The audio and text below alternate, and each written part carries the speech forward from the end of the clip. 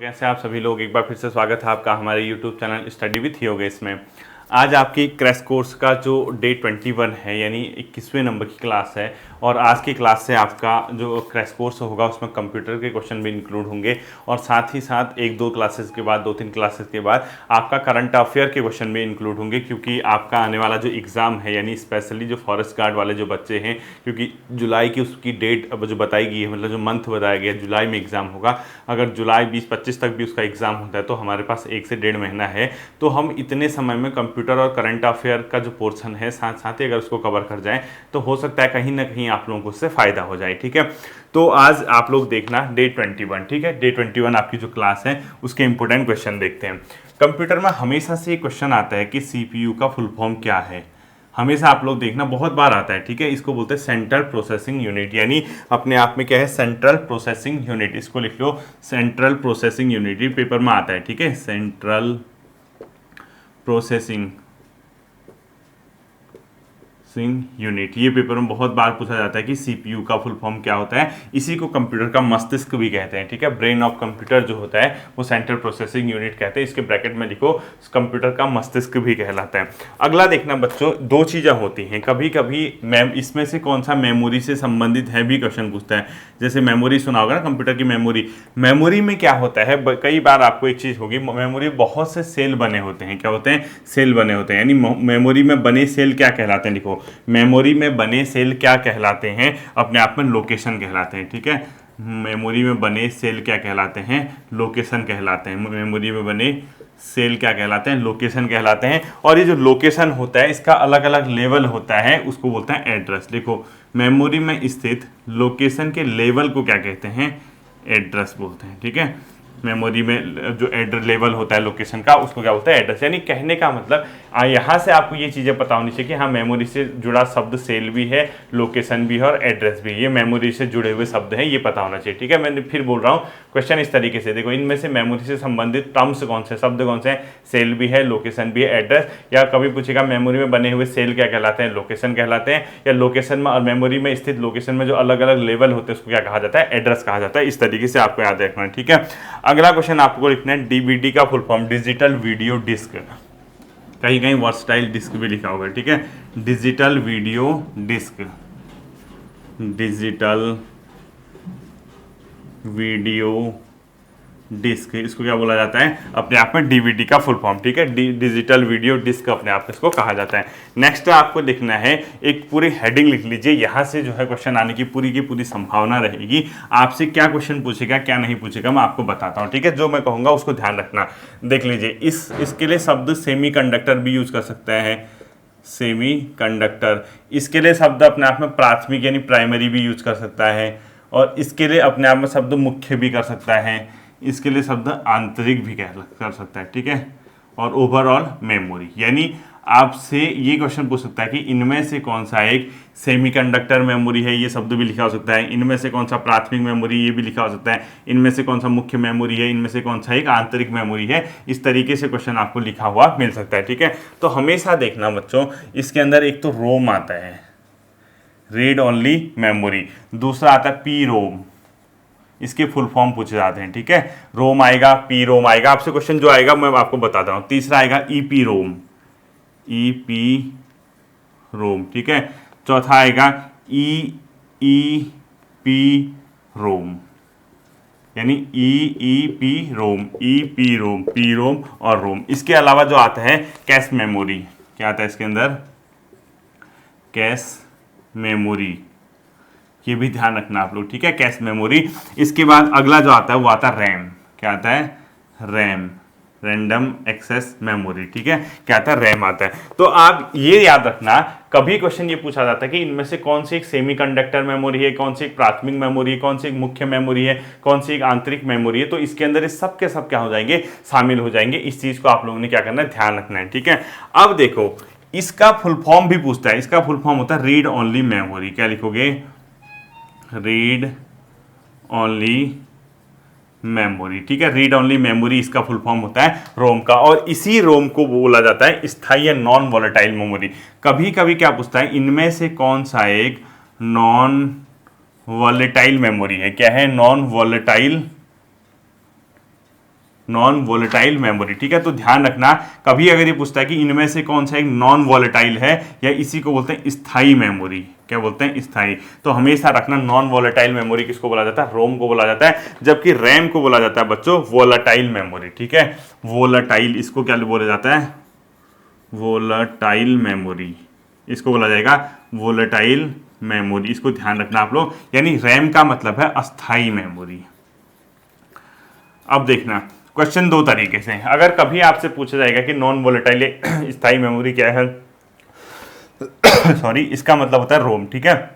दूसरा अगर क्वेश्चन पूछता है रैम, रैम के लिए जो शब्द यूज होता है वो वोलेटाइल मेमोरी यूज होता है, यानी इसको अपने आप में अस्थाई मेमोरी भी बोला जाता है, ठीक। अब आपको यहाँ से ध्यान रखना है, जो सेमीकंडक्टर प्राथमिक मुख्य आंतरिक मेमोरी है उसके सबके सभी क्या है, अपने आप में एग्जाम्पल हैं।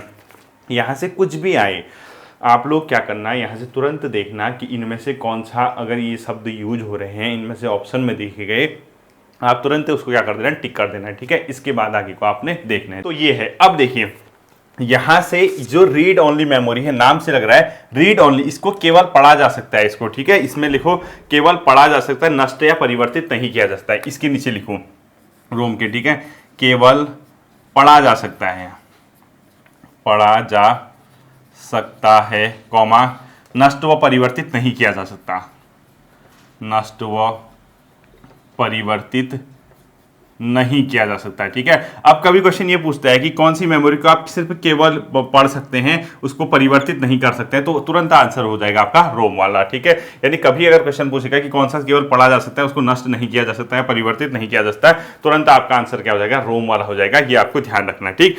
दूसरा, इसमें एक चीज हमेशा याद रखना, बहुत इंपॉर्टेंट क्वेश्चन है, रोम में उपस्थित स्थायी प्रोग्राम क्या कहलाते हैं। ये क्वेश्चन आपको याद रखना हमेशा, रोम में स्थित स्थायी प्रोग्राम क्या कहलाते हैं, रोम में स्थित स्थायी प्रोग्राम क्या कहलाते हैं। देखो, रोम में स्थित स्थायी प्रोग्राम क्या कहलाते हैं, अपने आप में बायोस कहलाते हैं, ठीक है। यानी मोस्ट इंपोर्टेंट कर देना इसका आंसर, बायोस, BIOS। और इस बायोस का फुल फॉर्म भी पूछता है, बेसिक इनपुट आउटपुट सिस्टम लिख दो, ठीक है। इसका फुल फॉर्म लिख लेना, basic input output system, basic input output system, इसको ध्यान रखना आप लोग। अब देखिए, अगर कभी क्वेश्चन पूछेगा कि रोम में स्थित स्थायी प्रोग्राम क्या कहलाते हैं, बायोस, और बायोस का फुल फॉर्म पूछता है तो बेसिक इनपुट आउटपुट सिस्टम, आप लोग हमेशा ये याद रखना है, ठीक है। जो ये रोम होती है बच्चों, एक सिलिकॉन चिप होती है। रोम के नीचे एक शब्द और लिख लो, सिलिकॉन चिप, यानी रोम किस चीज से मिलकर किसका बना होता है, एक सिलिकॉन की चिप होती है, ठीक है, सिलिकॉन चिप होती है। अब देखना है, यहां से जो बाकी हैं इनके सिर्फ और सिर्फ फुल फॉर्म पूछे जा सकते हैं, यानी पी रोम, ईपी रोम, ईईपी रोम और कैश मेमोरी, इनके बारे में सिर्फ क्या लिखना है, देखो पी रोम का फुल फॉर्म लिखो, प्रोग्रामेबल, इसका शब्द को लिख देना प्रोग्रामेबल रीड ओनली मेमोरी। रोम का तो एक ही फुल फॉर्म है, प्रोग्रामेबल रीड ओनली मेमोरी कर देना है, ठीक है। क्या लिखोगे, प्रोग्रामेबल रीड ओनली मेमोरी, ठीक है। इसको लिखो या erasable programmable read only memory. देखो पी रोम तो सीम हो गया, यहाँ का जैसा यहाँ भी होगा, सिर्फ ई का फुल फॉर्म लिखना आपको, इरेजेबल लिखो, जो मिटा सकते हैं, ठीक है, ERASABL, erasable programmable read only memory, इसका फुल फॉर्म हो गया, ठीक है। इसका आएगा तो ये तो आधा तो सेम हो गया, ईपी रोम तक, ई का आएगा इलेक्ट्रॉनिकली, यानी इलेक्ट्रिकली लिखो,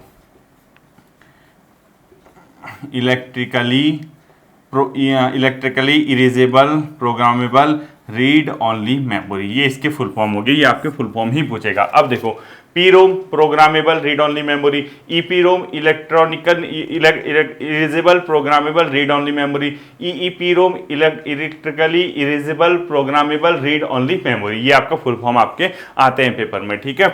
अब ये याद रखना, जो ईपी रोम है यानी ये वाला, इसको पराबैंगनिक ईपी रोम भी बोलते हैं, ठीक है, यानी पराबैंगनिक किरणों की सहायता से इसको बंद किया जाता है,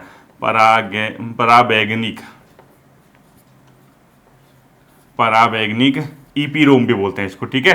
पराबैंगनिक ईपी रोम लिख दो इसको, और इसको विद्युत पल्स की सहायता से जलाया जा सकता है। नीचे लिखो, इसकी जो बर्निंग होती है विद्युत पल्स से, इसकी जो बर्निंग होगी विद्युत पल्स से, विद्युत पल्स से क्या हो सकती है बच्चों, इसकी बर्निंग हो सकती है। ठीक है, तो अभी तक का जो टोटल अभी तक की क्लास का आपको ये पता होना चाहिए कि इन शब्दों के अंदर कौन कौन से आते हैं, रोम का फुल फॉर्म क्या है, इनके कौन कौन से, कौन वॉलेटाइल है और कौन नॉन वॉलेटाइल मेमोरी है।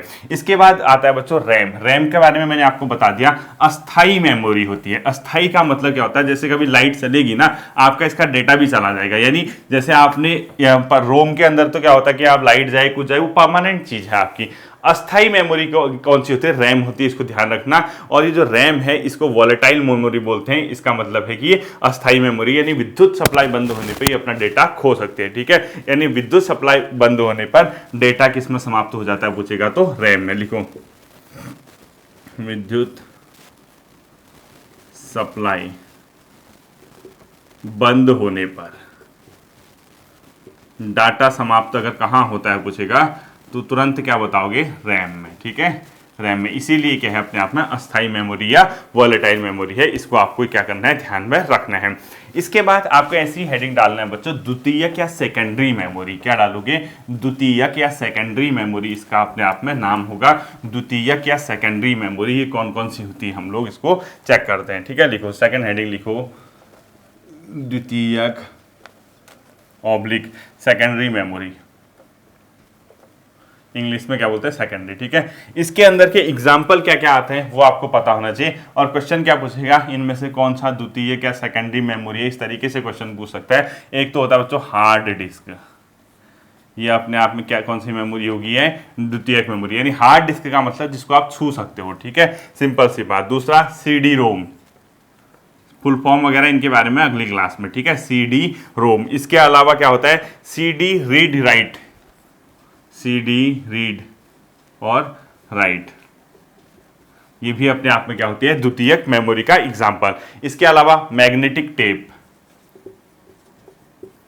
मैग्नेटिक टेप ये भी किसका एग्जाम्पल है, द्वितीयक मेमोरी का। इसके अलावा होता है बच्चों फ्लॉपी डिस्क और DVD। ठीक है, एक लिख लो आप DVD, एक लिख लो फ्लॉपी डिस्क। ठीक है, क्या लिखोगे, फ्लॉपी डिस्क, ये भी क्या है, द्वितीयक मेमोरी है। इसके अलावा पेन ड्राइव, फ्लैश मेमोरी। ठीक है, एक लिख लो pen drive, pen drive use करते हो ना आप लोग, और एक लिख लो फ्लैश मेमोरी, फ्लैश मेमोरी। अब यहां से इस चार्ट से क्वेश्चन क्या आ सकता है, क्वेश्चन इतना ही पूछेगा, इनमें से द्वितीयक मेमोरी का कौन सा एग्जाम्पल है या नहीं है। द्वितीयक का एक उठा के दे देगा, बाकी सबका सब जो इससे पहले मैंने आपको प्राथमिक वाला कराया था इसका एग्जाम्पल दे देगा, तो तुरंत से आप उसको कैच कर लोगे। ठीक है, अब आपने कहा सर ये तो ठीक है, कंप्यूटर एक दिन में इतना ही कराओ। मैंने कहा क्यों, बच्चे कहने लगे भाई सर ऐसा है, हम आपको सही सही बताते, कंप्यूटर के 3-4 क्वेश्चन आएंगे, आप 10-10 मिनट अगर कंप्यूटर करा दोगे तो हो जाएगा। थोड़ा सा हमें डर जो है वो हिंदी की भी लग रही है। मैंने कहा हिंदी में क्या लग रही है सर, बाकी तो हो जाएगा लेकिन वो थोड़ा सा NCERT आधारित आप वो करा दीजिए। कौन सा पोर्शन, जो ये साहित्य वाला है, मतलब साहित्य के क्वेश्चन कई बच्चे डिमांड में भी रहते हैं, कहते हैं कि सर ये करा दीजिए वो करा दीजिए, तो बच्चों की भी सुननी है, अपने हिसाब से भी चलना है, दोनों चीज़। ठीक है, तो क्वेश्चन अगर कभी ये पूछेगा धनपत राय किसका वास्तविक नाम है, हिंदी चल गई। ठीक है, धनपत राय, तो हमेशा याद रखना प्रेमचंद का ही क्या है नाम, धनपत राय है। इनका डेट ऑफ बर्थ वगैरह पढ़ने की इतनी ज़्यादा जरूरत नहीं है। ठीक है, नेक्स्ट क्वेश्चन, मानसरोवर नामक कहानी किसकी है,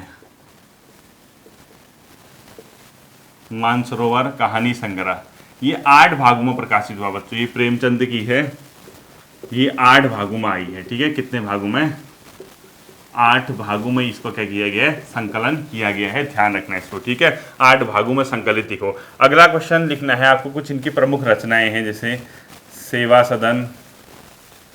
ठीक है, इसके अलावा सेवा सदन, प्रेमाश्रम, रंगभूमि,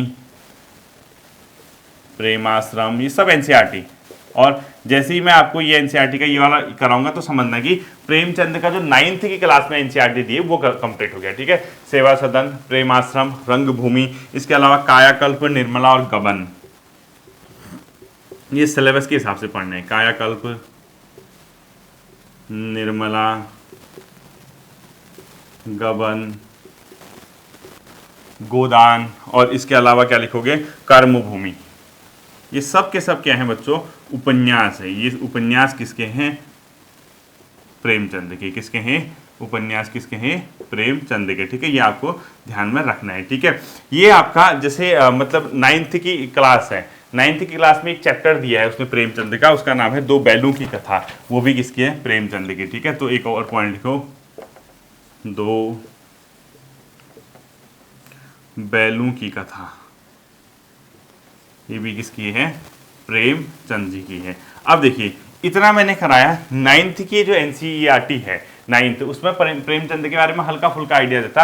आपके एग्जाम की दृष्टि से इतना ही है उसमें, नाइन्थ वाले में। आगे हो सकता है प्रेमचंद का कोई और चैप्टर हो, वहां से मैं कराऊंगा, लेकिन नाइन्थ की क्लास में इतना ही था। तो धनपत राय किसका नाम है पूछेगा, मानसरोवर कहानी कितने भागों में निकली है, और ये प्रमुख इनके जो उपन्यास है। हाँ, एक चीज ध्यान रखना, कभी कभी कौन सा उपन्यास है, कौन सा कहानी संग्रह, इस तरीके से क्वेश्चन आता है, तो आपको उपन्यास पता होंगे तो कहानी संग्रह आप उसमें से मतलब कौन सा मेथड अपनाओगे, रिमूव वाला, मतलब कौन सा नहीं हो सकता वाला, वो एलिमिनेशन जो मेथड होती है उसके आधार पे आप उसको कर लोगे। ठीक है, इसके अलावा उसी क्लास में नाइन्थ में एक और व्यक्ति के बारे में दिया है, किसका मूल नाम केदार पंडित भी है, यानी मूल नाम केदार पंडित किसका है, मूल नाम केदार पंडित, ये है बच्चों राहुल सांकृत्यायन का। ठीक है, राहुल सांकृत्यायन, मूल नाम जो है केदार पांडे किसका है, राहुल, केदार पंडित किसका है, राहुल सांकृत्यायन। ठीक है, केदार पंडित है, केदार पांडे लिख दो। ठीक है, केदार पंडित क्या लिख दो, केदार पांडे लिख दो, पांडे भी आ सकता है, केदार पांडे। ठीक है, केदार पांडे, केदार पंडित पांडे। ठीक है, केदार पांडे किसका नाम है, केदार पंडित है, केदार पांडे राहुल सांकृत्यायन का वास्तविक नाम है। ठीक है, केदार पांडे। इसके अलावा देख लो इन्होंने क्या किया था बच्चों, पहले इनका नाम जैसे राहुल सांकृत्यायन नहीं था, ये नाम था। 1930 में ये श्रीलंका के दौरे पे गए, इसके ब्रैकेट में लिखो 1930 में इन्होंने श्रीलंका में बौद्ध धर्म अपनाया। श्रीलंका में कौन सा धर्म अपनाया, बौद्ध धर्म अपनाया, बौद्ध धर्म। तब से किस नाम से जाने लगे, राहुल सांकृत्यायन। ठीक है, तब से नीचे लिख दो, तब से राहुल सांकृत्यायन नाम से जाने लगे। ठीक है, अगला जो क्वेश्चन आपने लिखना है, महापंडित नाम से किसका उपनाम है, महापंडित उपनाम, महापंडित उपनाम भी इन्हीं को कहा जाता है, राहुल सांकृत्यायन को। महापंडित भी किसको कहा जाता है, राहुल सांकृत्यायन को। ठीक है, अगला लिखना है आपको इनके प्रमुख रचनाएं, लिखो मेरी जीवन यात्रा, मेरी जीवन यात्रा। इसके अलावा ये 6 भागों में निकली है। ठीक है, ब्रैकेट में लिख दो इसके 6 भाग, मेरी जीवन यात्रा के ब्रैकेट में क्या लिखोगे, 6 भाग। इसके अलावा दर्शन दिग्दर्शन, सब एनसीईआरटी। ठीक, दर्शन दिग्दर्शन। इसके साथ साथ ही क्या लिखोगे, 22वीं सदी और वोल्गा से गंगा, 22वीं सदी, वोल्गा से गंगा, वोल्गा नदी बहती ना यूरोप में, वोल्गा से गंगा, ये बहुत इंपॉर्टेंट है। ठीक है, वोल्गा से गंगा। इसके अलावा भागो नहीं दुनिया को बदलो, भागो नहीं दुनिया को बदलो, भागो नहीं दुनिया को बदलो। और इसके साथ साथ ही दिमागी गुलाम और घुमक्कड़ शास्त्र, ये सब किसके हैं, दिमागी गुलाम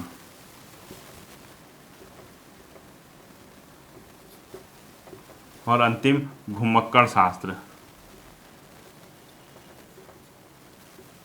ये सब किसके हैं, राहुल सांकृत्यायन ने लिख देना है। ठीक है, राहुल सांकृत्यायन। अब कभी क्वेश्चन ये आता है ना, यायावर प्रवृत्ति का कौन था, घुमक्कड़ कौन था, क्योंकि इन्होंने ना बहुत सी भाषाओं को इनका ज्ञान था, बहुत सी यात्रा वृत्तांत इन्होंने लिखे, यात्रा पे बहुत भरोसा था, यूरोप की यात्रा की, तिब्बत की यात्रा की, एशिया के विभिन्न देशों की यात्रा की। तो यात्रा वृत्तांत से संबंधित या घुमक्कड़ शास्त्र से संबंधित कभी कोई रचना आती है तो राहुल सांकृत्यायन ही आपको इसके अंदर जाना है। ठीक है, ये था आपका राहुल सांकृत्यायन से संबंधित 9th की क्लास का। तो 9th की क्लास में प्रेमचंद और राहुल सांकृत्यायन के बारे में इतना ही दिया है। ऐसे हम 10 क्लास के अंदर ही हिंदी साहित्य जो एनसीईआरटी में आपके सिलेबस के हिसाब से दिए होंगे वो कंप्लीट कर लेंगे, तो होपफुली आपका क्वेश्चन वहां से एग्जाम की दृष्टि से जो भी होगा बन जाएगा। अब मैंने आपसे क्या कहा था, उपसर्ग और जो प्रत्यय वाला चैप्टर है वो आपको खुद ही करना है, मैंने आपसे पहले कहा था। अब देखना, एक दूसरा मैंने आपको उपसर्ग बताया था लास्ट क्लास में, मैंने आपको संस्कृत उपसर्ग से संबंधित चीजें बताई थी ना। अब लिखो आप लोग तद्भव उपसर्ग, यानी हिंदी के उपसर्ग लिखना है आपको, संस्कृत के बाद हिंदी के कुछ प्रमुख उपसर्ग। और ये चैप्टर मैं चाहूंगा कि आप यूके SSS हिंदी वाले फोल्डर में मैंने उपसर्ग प्रत्यय कराया है, वहां से देख लो। अब यहां से क्या क्या क्वेश्चन आ सकते हैं, देखो मेन में ही हम कर सकते हैं। हिंदी के उपसर्ग जैसे अ हिंदी का उपसर्ग है, ठीक है, अ, अन, अध, आओ, उन, कौ तथा कु, इसके अलावा चौ, इसके अलावा दू, इसके अलावा नी और इसके अलावा बिन आदि कर दो। ये अपने आप में क्या है, हिंदी के उपसर्ग। ऐसे ऐसे हम संस्कृत के बाद हिंदी देख रहे हैं, ठीक है। शब्द देख लीजिए, औ से क्या बन सकता है आपका अनाथ, अनाथ यानी कौन सा उपसर्ग लगा इसमें, अ उपसर्ग लगा। तो हमेशा ध्यान रखना, आपको शब्द दिया होगा, अगर आपको ये याद रखें तो ये शब्द अलग करके आप तुरंत उपसर्ग भी पहचान लेंगे। अगर आपको हिंदी के उपसर्ग में मेन प्रमुख हिंदी के उपसर्ग पता है तो आप तुरंत क्या कर लोगे, इन शब्दों को देख के ही उन उपसर्गों को हटा दोगे, ठीक है, मतलब छांट लोगे इसको। अन का क्या हो सकता है, अनपढ़, अन का क्या होता है, अनपढ़, ठीक है। इसी प्रकार का अधपका, जो आधा क्या होता है, पका होता है, ठीक है। इसके अलावा औ यानी इसका क्या बन सकता है, औजार, क्या बन सकता है इसका, औजार। उन से क्या बन सकता है, 49, मतलब एक कम होता है जब, ठीक है, 49, 39, इस टाइप से 49। का या कु से क्या बन सकता है, कपूत और कुल, कपूत भी बन सकता है, कुल कुल का कपूत। कौ से क्या बन सकता है, कपूत भी बन सकता है, और कु से क्या बन सकता है, कु से भी कोई शब्द बना लेना, ठीक है। चौ से क्या बन सकता है, चौराहा, चौराहा। और दू से क्या बन सकता है इसके अंदर, दुगुना, दो से क्या बन सकता है, दुगुना। और लास्ट के दो शब्द दे रखे, नी से क्या बन सकता है, निकम्मा या निकम्मा। और बिन से क्या बन सकता है आपका, बिनबाद, बिन बात, ठीक है, आदि। तो ये है अपने आप में हिंदी के उपसर्ग। अब हिंदी के उपसर्ग का मतलब क्या हुआ, देखिए मैं आपसे हमेशा एक चीज कहता हूं कि उपसर्ग और प्रत्यय वाला जो चैप्टर है ये आपको खुद ही तय करना है। उपसर्ग, प्रत्यय, विलोम शब्द, पर्यायवाची, तत्सम, तद्भव, ये कोई नहीं पढ़ाएगा बच्चों, नहीं ये किसी के। और इसका सबसे बेहतर तरीका है प्रीवियस ईयर के जो एग्जाम में आपके आए हुए हैं, ठीक है, उन्हीं को आपने यहाँ से देखना है। तो जब आप ये सब चीजें कर पाएंगे तो आपके लिए वो बहुत ज्यादा आसान होगा। इसके बाद हम लोग देखते हैं जीएस का। जीएस वाले पोर्शन में हम आजकल देख रहे हैं एनसीईआरटी पॉलिटी, और पॉलिटी को हम जितनी जल्दी खत्म करेंगे, आज लगभग 8th तक की पॉलिटी एंड हो जाएंगी, यानी 6th, 7th और 8th आपको पढ़ने की भी जरूरत नहीं पड़ेगी। इसके बाद 11th का मैं मेन वाला करा चुका हूँ, 9th, 10th और 11th की दूसरी बुक यानी स्वतंत्र भारत की राजनीति वाले चैप्टर, और 12th यहाँ तक मैं आपको कराऊंगा, ठीक है। तो आपको लिखना है जीएस वाला। मौलिक अधिकारों का क्रियान्वयन व संविधान का संरक्षक किसको माना जाता है, लिखो, फंडामेंटल राइट का क्रियान्वयन यानी मौलिक अधिकारों का क्रियान्वयन प्लस संविधान का संरक्षक। संविधान को कौन संरक्षित करेगा, संविधान का संरक्षक ये होता है बच्चों सुप्रीम कोर्ट, यानी मुख्य न्यायालय जो होता है अपने आप में, सुप्रीम कोर्ट यानी उच्चतम न्यायालय, ठीक है। अगला हमेशा याद रखना, संविधान की व्याख्या का अधिकार किसको है, यानी जो कॉन्स्टिट्यूशन है उसकी व्याख्या कौन कर सकता है, संविधान की व्याख्या भी कौन कर सकता है, सुप्रीम कोर्ट करता है, याद रखना इसको, ठीक है। संविधान की व्याख्या का अधिकार सुप्रीम कोर्ट को। अगला लिखो, मौलिक अधिकारों का हनन होने पर आप कहाँ कहाँ जा सकते हैं। अगर किसी का मौलिक अधिकार का हनन हो गया, वो दोनों जगह जा सकता है, हाई कोर्ट यानी उच्च न्यायालय प्लस सुप्रीम कोर्ट। यानी कभी कभी पेपर में आ सकता है कि मौलिक अधिकारों का हनन होने की दशा में आप कहाँ जा सकते हैं। Option 1 high court, option 2 supreme court, option 3 केवल supreme court, option 4 high court plus supreme court. ऐसे क्वेश्चन वाले में आपको पागल बना सकता है, ठीक है। अगला लिखना आप लोग, जैसे आप लोग ने बच्चों देखा होगा ना, जीवन का अधिकार है, प्राण व दैहिक स्वतंत्रता का अधिकार। जीवन का अधिकार अपने आप में है आर्टिकल नंबर 21 में। अब इसको न्यायालय ने अपने तरीके से व्याख्या की। इसी के अंदर क्या क्या आता है, शुद्ध हवा, शुद्ध हवा, ठीक है, ये इसी के अंदर आएगा, कौमा पानी, कौमा आजीविका, कौमा पर्यावरण, शुद्ध पर्यावरण, ठीक है, आदि। यदि जीवन का अधिकार अगर आपका आर्टिकल 21 में अगर पानी खराब मिल रहा है, आपको सड़ा पानी मिल रहा, यानी कोई गंदगी वाला पानी पीने को मिल रहा, तो उससे तो आपके जीवन का अधिकार का हनन हो जाएगा, आपकी तो इससे मृत्यु हो सकती है, बीमार हो सकते हैं। तो जीवन के अधिकार का हनन के अंदर ही ये सब चीजें अपने आप में आती हैं, ठीक है। अगला क्वेश्चन आपने लिखना है, सुप्रीम कोर्ट की स्थापना कब हुई थी भारत में। सुप्रीम कोर्ट की स्थापना ये अपने आप में कब हुई थी, 1950, 26 जैन, ठीक है, 26 जनवरी 1950 को भारत में किसकी स्थापना की गई थी, सुप्रीम कोर्ट की स्थापना की गई थी। अगला लिखना है आपको, हाई कोर्ट जो था सर्वप्रथम कब बने थे, यानी सर्वप्रथम हाई कोर्ट की स्थापना लिखो। हाई कोर्ट जो सर्वप्रथम बने थे वो 1862 प्रथम 1862 में कोलकाता, बॉम्बे और मद्रास में क्या किया गया था, इसको सबसे पहले बनाया गया था हाई कोर्ट की स्थापना। अगला लिखना है आपको, वर्तमान में कितने हाई कोर्ट हैं भारत में। वर्तमान में हाई कोर्ट ये है बच्चों 25, ठीक है। इसमें से 6 राज्य ऐसे हैं जो एक से अधिक, यानी 6 हाई कोर्ट ऐसे हैं जो एक से अधिक राज्यों का अपने आप में क्या रखते हैं, देख रेख करते हैं, मतलब ठीक है। उसमें ये लिखना है ब्रैकेट में 6 हाई कोर्ट एक से अधिक राज्यों हेतु बने हैं, यानी इसके ब्रैकेट में लिखो 6 हाई कोर्ट एक से अधिक राज्य हेतु, अधिक राज्य हेतु बने हुए हैं, ठीक है। इसके बाद अगला क्वेश्चन आप लोग देखिए। तो 6 हाईकोर्ट एक से अधिक राज्य के लिए बने हैं, तो ये 6 हाईकोर्ट आखिर कौन कौन से हैं, तो ये आपको पता होना चाहिए। देखना आप कभी कभी ना हाईकोर्ट की अधिकारिता क्षेत्र वाला क्वेश्चन भी आता है कि ये कौन से हाईकोर्ट के अंदर आता है, ये क्वेश्चन आप तुरंत सर्च करना। मैं आपको बता रहा हूँ, देखो जैसे आप लोगों ने गुवाहाटी सुना होगा, गुवाहाटी असम की, असम में, ठीक है, गुवाहाटी हाईकोर्ट, इसके अंदर ना 3-4 राज्य आते हैं। एक तो असम आता है, असम का भी यही हाईकोर्ट है, ठीक है। इसके अलावा नागालैंड, मिजोरम, नागालैंड, मिजोरम, और इसके अलावा आंध्र प्रदेश।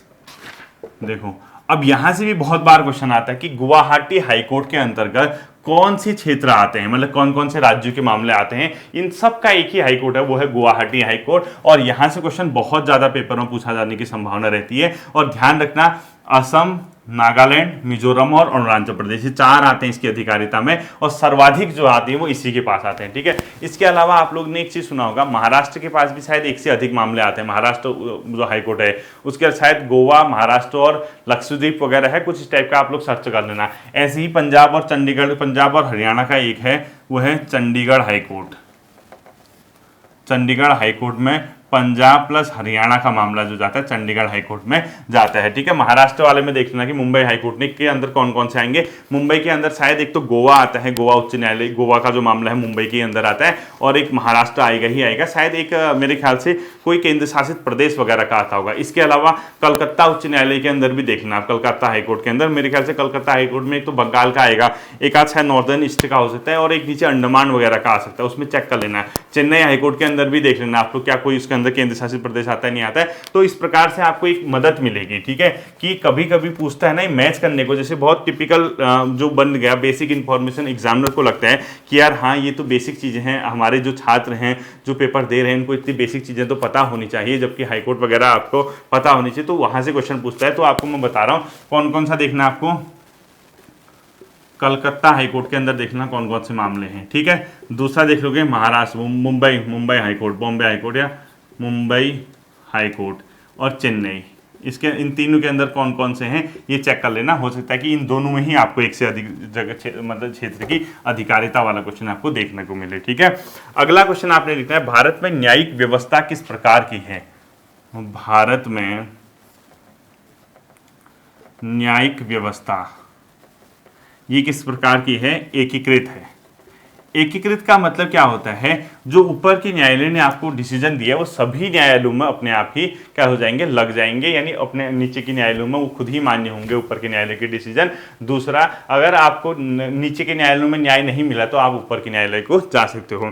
अगला एक क्वेश्चन पेपर में जो पूछा जाता है, आर्टिकल 21 के अंदर ही भोजन, स्वास्थ्य, आजीविका का अधिकार भी आएगा, ठीक है। मैंने अभी आपको बताया था ना आर्टिकल 21 जीवन का अधिकार, इसी के अंदर भोजन, स्वास्थ्य, ये सब सुप्रीम कोर्ट हाई कोर्ट अपने डिसीजन में देते हैं, ठीक है। भोजन, स्वास्थ्य और इसके अलावा आजीविका का अधिकार भी लिख लो इसी के अंदर, ठीक है। और एक शिक्षा का अधिकार भी आता है, शिक्षा का अधिकार ये भी आता है अपने आप में, आर्टिकल 21 के 1 के अंदर आएगा, ठीक है। 21 का ए है, ये भी आपको पता होना चाहिए 6 से 14 वर्ष तक के बच्चों के लिए। एक क्वेश्चन और, ये परिभाषा के रूप में जो क्वेश्चन मैं आप बता रहा हूँ कि कभी कभी पूछता है, न्यायिक सक्रियता का क्या तात्पर्य, कभी कभी पेपर में आता है आपका न्यायिक समीक्षा, सॉरी क्या लिखोगे, न्यायिक समीक्षा, जुडिशियल रिव्यू। न्यायिक समीक्षा के अंदर बच्चों 3 आर्टिकल बेसिकली माने जाते हैं। एक तो आर्टिकल नंबर 13 का 2, एक मतलब 13 मान के चलो उसको, एक आता है आपका 32 और एक आता है 226। न्यायिक समीक्षा का अर्थ लिखो, संसद द्वारा पारित कानून की संवैधानिकता की जांच, यानी न्यायालय द्वारा संसद के पारित कानूनों की संवैधानिकता की जांच, की ये संविधान के अनुकूल है या नहीं है, व्यवस्था की जांच ही अपने आप में क्या कहलाती है, न्यायिक सक्रियता कहलाती है, न्यायिक समीक्षा कहलाती है। ये पॉइंट आपको ध्यान में रखना है, ठीक है। अगला क्वेश्चन आपसे आपने लिखना है, भोपाल गैस त्रासदी जो हुई थी उसमें कौन सी गैस का यूज हुआ था, ठीक है। सुना होगा आपने, भोपाल गैस कांड, 8th में की किताब में है, भोपाल गैस त्रासदी। ये कब हुई थी, 1984 की घटना है ये। और इसमें जो गैस यूज हुई थी वो हुई थी मिसाइल आइसोसाइनेट। ये बहुत बार पेपर में पूछा जाता है, ठीक है, मिथाइल आइसोसाइनेट।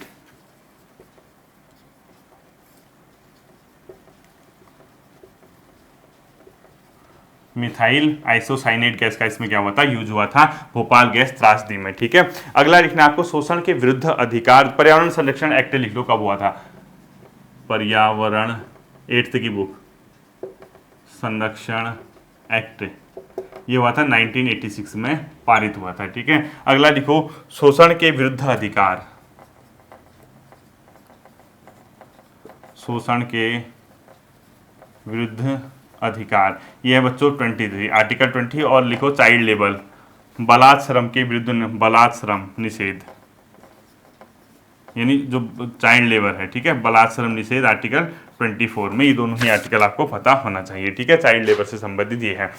अब इसके बाद जैसे मैंने जीएस के इतने क्वेश्चन कराए, आज आपको हिंदी के क्वेश्चन कराए और कंप्यूटर के भी क्वेश्चन कराए, एक चीज आपको ध्यान रखना है, उत्तराखंड जो सबसे ज्यादा मेजर पोर्शन है, ठीक है। जब तक मैं उत्तराखंड पढ़ाना शुरू ना करूं, यानी आपको इसमें अभी तो मैं हल्के हल्के में लेके चल रहा हूं, क्योंकि मेरा पहला टारगेट है कि मैं हिंदी कंप्लीट कर दूं, ठीक है। जैसे ही मैं हिंदी कंप्लीट करूंगा तो मैं हिंदी के साथ साथ आपका ये वाला पोर्शन, उत्तराखंड के पोर्शन को फिर बढ़ा दूंगा। यानी मान के चलिए लगभग जब 40-45 क्लास हमारी हो जाएंगी, किसकी, क्रैश कोर्स की, तो 45 क्लास के बाद फिर 45 क्लासेस बचती हैं और उत्तराखंड सब ने पढ़ी है। अब ऐसा तो है नहीं कि आप तैयारी कर रहे हो आपने उत्तराखंड ना पढ़ी हो, उत्तराखंड का तो आपके अंदर जुनून है, मतलब एक प्रकार का मान के चलिए, बिना उत्तराखंड के तो आप, बिना उत्तराखंड पढ़े तो आप रह नहीं पाओगे, तो सभी जानते हैं, आप भी जानते हो, मैं भी जानता हूँ। तो उत्तराखंड जब तक मैं ना पढ़ूँ, आपको कुछ हिंट दूंगा, आपको वो सब के सब तैयार करने, ठीक है। देखिए, उत्तराखंड का एक मैप होता है, आपको पता ही है, सभी का होता है उत्तराखंड का भी, नॉर्थ, साउथ, ईस्ट, वेस्ट, ये दिशाएं होती है किसी भी मैप में, ठीक है। तो इन आधार पे आपको क्या चीज याद रखनी है, देखो हट के क्वेश्चन, नंदा देवी कब बना, फूलों की घाटी कब बनी, ये सबको पता है ना। आपको मैं कुछ टारगेट दूंगा, आप क्या करना है, सबसे पहले देखो, पहला लिखना है, उत्तराखंड में स्थित राष्ट्रीय पार्क, नेशनल पार्क, ठीक है, चाहे कॉर्बेट हो, नंदा देवी, फूलों की घाटी, इन राष्ट्रीय पार्क का नॉर्थ टू साउथ व वेस्ट टू ईस्ट क्रम। यानी आपको क्या याद रखना है, देखिए आप ये याद रखोगे सबसे उत्तरी भाग में कैसा है, जैसे आप देखोगे गंगोत्री कहाँ पर है, जो मतलब क्या कहते हैं, गंगोत्री कहाँ है, इसके अलावा गंगोत्री राष्ट्रीय पार्क कहाँ है, इसके साथ साथ ही आपने देखा कि फूलों की घाटी कहाँ पर है, और नंदा देवी कहाँ है, कॉर्बेट कहाँ पे है, राजा जी कहाँ पे है, इस तरीके से। यानी आप क्या करोगे, एग्जैक्ट उनके मतलब सबसे नॉर्थ टू साउथ कौन सा है, सबसे साउथ टू नॉर्थ कौन सा है, ये क्रम याद रखोगे। एक दूसरा अब एक ही नॉर्थ टू साउथ रख दे तो उल्टा उसका तो वैसे पता जाएगा, वेस्ट टू ईस्ट, और ये मैप की हेल्प से करोगे। ऐसा नहीं कि आप हवा में पढ़े जा रहे हो, कुछ नहीं पढ़ लो, ऐसा नहीं, ठीक है, मैप की हेल्प से, पहला। दूसरा, चार धाम, यानी आज का काम है, ठीक है, कौन कौन से, गंगोत्री, यमुनोत्री, केदारनाथ और बद्रीनाथ। ये चार के चार जो धाम है आपके उत्तराखंड के, इनका भी क्रम, इनका नॉर्थ से साउथ न रख के ईस्ट टू वेस्ट, ठीक है, वेस्ट टू ईस्ट। यानी देखोगे सबसे पश्चिमी भाग में कौन सा है, उसके पश्चिम में कौन, उसके ईस्ट में कौन सा है, फिर उसके ईस्ट में देखोगे, फिर उसके ईस्ट में, इस प्रकार से। यानी आपको इस प्रकार से क्रम याद रखना है, यू रखोगे तो यू भी याद हो जाएगा। तो ऐसे का आपको ईस्ट से वेस्ट या वेस्ट से ईस्ट ही पूछेगा, नॉर्थ से साउथ नहीं पूछेगा चार धाम का, ठीक है, बहुत कम चांसेस हैं। इसके बाद आपको क्या रखना है, पंचप्रयाग का, तीसरा लिखो पंचप्रयाग। इसका भी आपने क्या करना है, नॉर्थ टू साउथ क्रम। देखोगे कहां पर आपका नॉर्दर्न वाले, जैसे आप अलकनंदा को ट्रेस किया आपने देखा विष्णु प्रयाग कहां पड़ा, आपने देखा कर्ण प्रयाग कहां पड़ा, आपने देखा रुद्र प्रयाग कहां पड़ा, आपने देखा नंद प्रयाग, इससे पहले नंद प्रयाग, ठीक है, नंद प्रयाग भी है, नंद प्रयाग कहां पड़ा, विष्णु प्रयाग कहां पड़ा, नंद प्रयाग कहां पड़ा, कर्ण प्रयाग कहां पड़ा, रुद्र प्रयाग कहां पड़ा, देव प्रयाग कहां पड़ा। इस प्रकार से अगर आप इसका जो क्रम देखोगे, इसका नॉर्थ से साउथ भी देखना है और ईस्ट से वेस्ट की ओर न भी देखोगे चलेगा, लेकिन अब क्यों रिस्क लेना है, वेस्ट टू ईस्ट, सबसे पश्चिमी भाग में कौन सा है, सबसे पूर्वी भाग में। एक जगह सब एक ही जगह समेट के लिख देना है, ठीक है। ये नहीं कि इधर कुछ लिख रहे हो उधर कुछ लिख रहे हो, इस प्रकार की गलती मत करना। सबको पता है यार आपके प्रयाग कौन सी नदियों के तट पे है, सब जानते हैं। लेकिन जो पेपर मेरा जैसा एग्जामिनर होगा, जो पेपर बना बना के थक जाएगा, तो मैं ऐसे ही क्वेश्चन दूंगा। मैं थोड़ा समझ पे आधारित, स्पेशली जो दरोगा की तैयारी कर रहे हैं, जो कांस्टेबल की तैयारी, सॉरी पटवारी की तैयारी कर रहे हैं, उनका ग्रेजुएट लेवल का है, तो उनको तो ये स्पेशली ये ध्यान देने की जरूरत है, ठीक है। इसके अलावा जो फोर्थ रहेगा आपका चौथा, इसके बाद क्या करोगे, पंच केदार। पंच केदार, चाहे आपके जो भी पंच केदार हैं, इतना तो पता ही होगा उत्तराखंड के पंच केदार कौन से हैं। इसका भी क्या करोगे, नॉर्थ टू साउथ और वेस्ट टू ईस्ट, ये इसका भी क्या रखना है आपको, क्रम याद रखना है, ठीक है। इसके बाद पांचवा जो होगा, पांचवा और अंतिम जो काम होगा आज का, वो होगा अभ्यारण्य। चाहे अस्कोट वन्यजीव अभ्यारण्य हो, बिनसर अभ्यारण्य हो, या कुछ भी हो, ठीक है। तो अभ्यारण्य जो आपके हैं, गोविंद अभ्यारण्य, जो जितने भी हैं अभ्यारण्य, इसका भी आप लोगों को क्या क्या काम करना है, वेस्ट टू ईस्ट और नॉर्थ टू साउथ। ये जितने भी मिल पाते हैं आपको एक जगह समेट देना। अब ये नहीं है हमारे पास समय कि हम इनको बहुत बार, हेली नेशनल पार्क का नाम कब दिया गया, कॉर्बेट की स्थापना कहाँ हुई, इसका म्यूजियम कहाँ है, ये बहुत बेसिक क्वेश्चन है। मतलब ये इतने हल्के क्वेश्चन है कि ये इस क्लास में आप उम्मीद नहीं कर सकते हो कि सर पढ़ाएंगे, क्योंकि जिला सीरीज पढ़ा दी है, इंडिविजुअल टॉपिक सीरीज बताई है, उत्तराखंड का इतिहास पढ़ाया है, परीक्षावाणी के अंदर कराई है। तो बार बार उन्हीं को दोहराने से बेहतर है कि जब तक कि मैं उत्तराखंड ट्रैक पे ना आऊँ, मतलब कि ये 90 डेज के क्रैश कोर्स के अंदर जब तक उत्तराखंड वाले पोर्सन को मैं ट्रैक पे न लेके आऊँ, तब तक आपको क्या करना है, हिंदी खत्म होने तक ये वाले पोर्सन को इस तरीके से देखना है। भूगोल का जो पोर्सन है, मान के चलिए ये है। इसी प्रकार से मैं आपको अलग अलग चीजें समझाते रहूंगा, आप लोग इसको अच्छे से क्या कर पाओगे, तैयार कर पाने में सक्षम रहोगे, ठीक है। उम्मीद करता हूं ये चीज़ें आपके समझ आ रही होंगी। अच्छे से इसको रिवाइज करके तैयार करना। डे 21 में कंप्यूटर मैंने शुरू कर दिया, होपफुली 2-3 क्लासेस के बाद करंट अफेयर भी मैं आप लोगों का तैयार करने में सक्षम रहूँगा। आप लोग मेहनत कीजिए, 40 क्लास के बाद देखना अलग टाइप का आपको अंदाज़ा, मतलब एक प्रकार का इन्जॉयमेंट मिलेगा क्लास में। फिर मिलते हैं अगले सेशन पर, अपना ध्यान रखिए। Thank you.